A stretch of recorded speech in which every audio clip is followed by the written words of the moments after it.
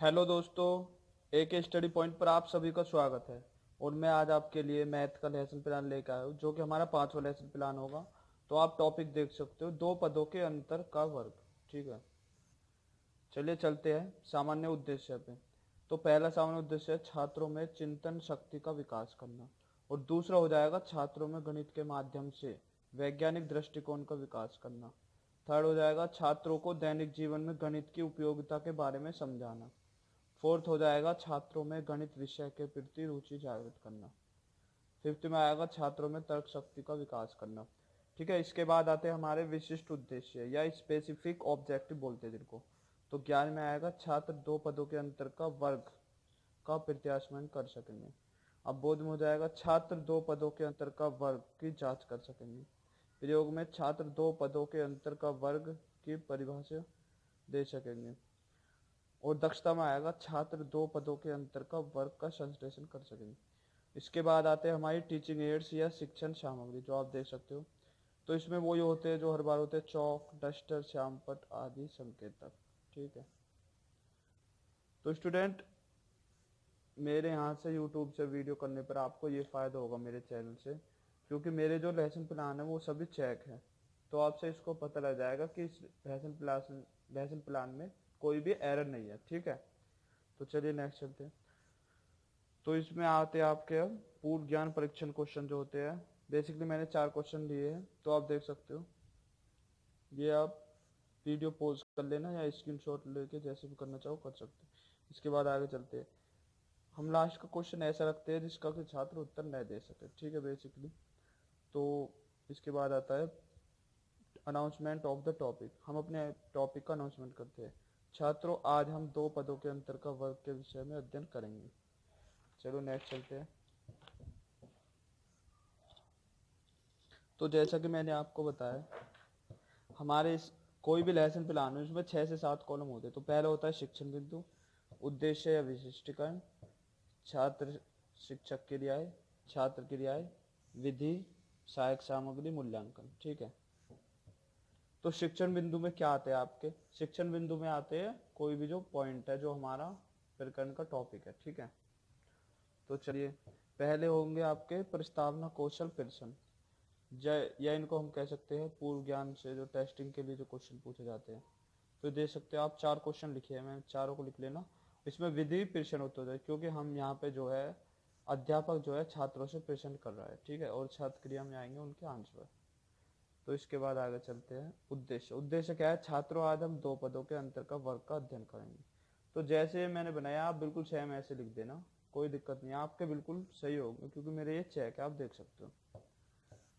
ठीक है, इसके बाद आते हैं विकासात्मक प्रश्न। तो आप ये 5 से 6, 3 तो कम से कम लिखने हैं। ठीक है, तो लिख लीजिए, ये देख लेना आप। वीडियो जाएगी फिर से प्रश्न उत्तर क्योंकि प्रश्न किया गया। इसके जस्ट सामने है उद्देश्य वाला कॉलम है। ठीक है, उद्देश्य में होगा छात्र दो पदों के अंतर का वर्ग कर सकेंगे। और शिक्षण बिंदु में क्या हो जाएगा? दो पदों के अंतर का वर्ग, ये हमारा। ठीक है, ये हमारा शिक्षण बिंदु है। तो दो पद जैसे हमने इसमें लिए ए और बी, दो पद है, उनके अंतर का हमें वर्ग का फॉर्मूला निकालना है। बेसिकली क्या है? ठीक है, इसके बाद चलते हैं श्याम पर ब्लैक बोर्ड कार्य। मैंने कुछ भी नहीं लगाया, अगर आप चाहे कुछ कर सकते हो तो इसमें लगा सकते हो। मूल्यांकन में वही कक्षा कार्य के 3 से 4 प्रश्न होते हैं। तो मैंने बेसिकली यहाँ पर 2 क्वेश्चन लिखे, ये भी देख सकते हो आप। इसके बाद नेक्स्ट चलते हैं स्टूडेंट। तो इसके बाद आता है जब हमारे प्रस्तावना प्रश्न होते हैं शिक्षण खतल। अब शिक्षक जो है ए माइनस बी के होल स्क्वायर या दो पदों के अंतर का वर्ग आपको समझाएगा। तो वो बताता है कि ए माइनस बी का होल स्क्वायर का मान दो विधियों से निकाला जाता है, एक तो पंक्ति गुणन विधि, एक स्तंभवार गुणनखंड विधि। तो छात्र की क्रिया क्या होती है? छात्र ध्यानपूर्वक सुनते हैं और अपनी उत्तर पुस्तिका में नोट करते हैं। विधि हो जाएगी व्याख्यान, क्योंकि यहाँ पे जो अध्यापक व्याख्या कर रहा है। अब इसके जस्ट सामने उद्देश्य में क्या आएगा? छात्र दो पदों के अंतर का वर्ग निकालने की विद्या बता सकें, क्योंकि यहाँ पे विद्या है तो यहाँ पे विद्या आ जाएगा। इसके बाद नीचे चलते हैं प्रस्तुतिकरण। प्रस्तुतिकरण प्रस्तुतिकरण में क्या होता है? जो भी आपका जैसे बेसिकली श्यामपट्ट कार्य या ब्लैक बोर्ड कार्य होता है वो इसमें आ जाता है। तो आप देख सकते हो। तो ये आपकी है विधि, पहली विधि है। शिक्षण बिंदु में हो जाएगा, देख सकते हैं आप। ये आपकी पहली विधि है पंक्ति गुणन विधि। तो इसमें उद्देश्य क्या होगा, छात्र पंक्ति गुणन विधि द्वारा a माइनस बी का होल स्क्वायर ज्ञात कर सकेंगे। छात्र क्रिया लिख लेना आप, उसमें व्याख्यान विधि हो जाए क्योंकि यहाँ पर व्याख्या की है, या श्यामपट विधि भी कर सकते हो आप अगर इसको बोर्ड ब्लैक बोर्ड पे दिखाते हो। इसके बाद नेक्स्ट चलते हैं, फिर से प्रस्तुतिकरण आ जाता है। शिक्षण बिंदु हो जाएगा स्तंभार गुणनखंड विधि, क्योंकि पहली विधि हमारी पंक्ति गुणन विधि थी, दूसरी स्तंभार गुणन विधि। उद्देश्य हो जाएगा छात्र स्तंभार गुणन विधि से a माइनस बी का होल स्क्वायर ज्ञात कर सकेंगे। प्रस्तुतिकरण आप देख लेना, ये विधि ऐसे होती है। देखो पहली विधि तो बेसिक है, अभी जो मैंने बताई थी पंक्ति गुणन विधि, a माइनस बी का होल स्क्वायर, दोनों को अलग अलग लिख लिया।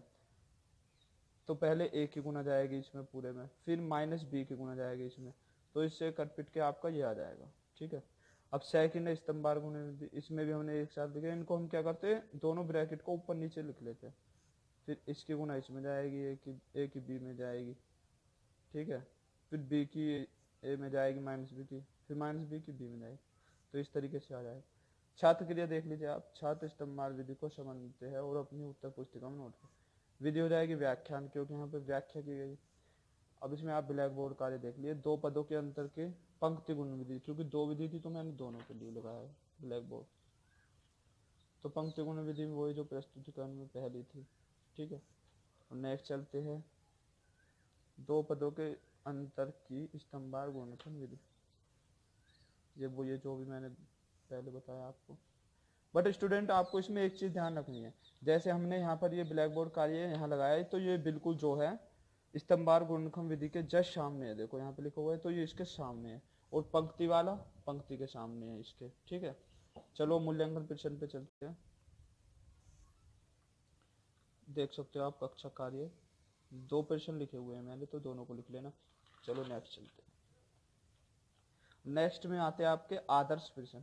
आदर्श प्रश्न क्या होते हैं, ये सभी टॉपिक से बेसिकली लिए होते हैं, तो प्रश्न होते हैं, इनका कोई वो नहीं है, जो भी आप लिख सकते हो। उद्देश्य जो हो जाएगा आपका, ये आदर्श प्रश्न हो जाएंगे, ये इनके आंसर है जो छात्र क्रिया होती है। विधि हो जाएगी प्रश्न उत्तर, क्योंकि यहाँ पे प्रश्न किए गए हैं। ठीक है, ये आते हैं आपके पुनरावृत्ति प्रश्न। ये पुनरावृत्ति प्रश्न आपको पता है, ये सभी टॉपिक से लिए जाते हैं जो भी आप शिक्षण बिंदु लिखते हैं। इसके बाद गृह कार्य। वीडियो काफ़ी लॉन्ग हो जाता है अगर मैं इनको डिस्क्राइब करूंगा, तो इसलिए मैं आपसे कहना चाहता हूँ कि आप जो है इन सभी को वीडियो को पॉज कर लिया, स्क्रीनशॉट लेके कर लेना। Thank you student. तो चैनल को सब्सक्राइब करें, वीडियो को लाइक करें और शेयर करें ज़्यादा।